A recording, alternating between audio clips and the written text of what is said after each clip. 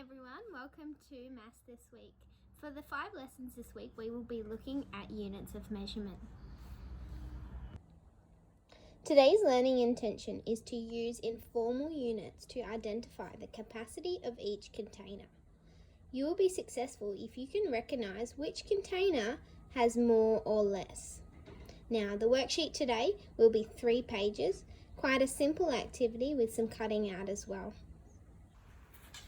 The first term that you need to know for this lesson is capacity. The definition of capacity is the maximum amount that something can contain. I'm about to show you something that has a capacity, and maybe you can have a think about what it holds and maybe how much is in there. A bucket of water has a capacity as it holds a maximum amount of water. Now my bucket is half full, but it still has a capacity. I'm going to pour it out.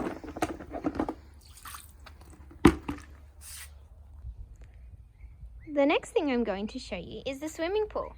Now a swimming pool also has a capacity of how much water it can hold. I had a look on Google and an Olympic swimming pool has a capacity of 2,500,000 litres of water. Here are a few more items that have a capacity. Now a tissue box has a capacity as it holds a certain amount of tissues. Next I have a jug. And it also has a capacity. I'm also noticing these words and numbers on the side. I'm wondering what they mean. The next thing I've got is a drink bottle. A drink bottle also holds a water capacity. The maximum capacity of this water bottle is 1 litre. And I have a container. Now many of you have your lunches in your containers, so I'm wondering how much capacity your lunch boxes or lunch containers hold. Your second worksheet requires you to compare capacities. Now we are going to compare some items. I have 3 items. We're going to compare which is the smallest and which is the largest. Okay, I have 1 litre of water. I can see here the measurement says 1 litre. It has a 1 litre capacity. I also know that my drink bottle is 1 litre, but I'm wondering how much this container will hold. So for me to compare these capacities, I'm going to tip the 1 litre of water into the container. If it overflows, that means that this container has a much smaller capacity than the jug of water. Okay, let's see. Might get messy.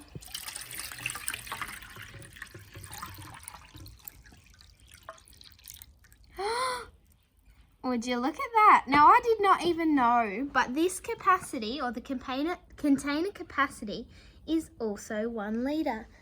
As you can see, it's right on the top. Okay, worksheet number 1 says which objects have a capacity. Look carefully at these pictures.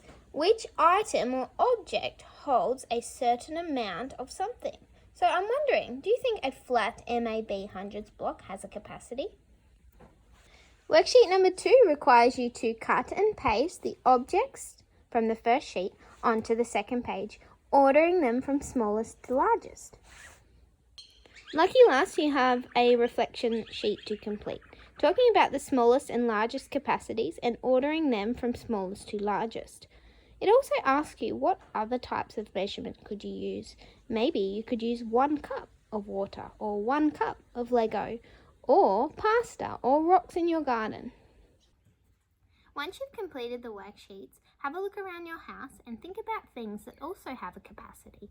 I wonder what items or how many items you can find in your house. See you tomorrow. Bye.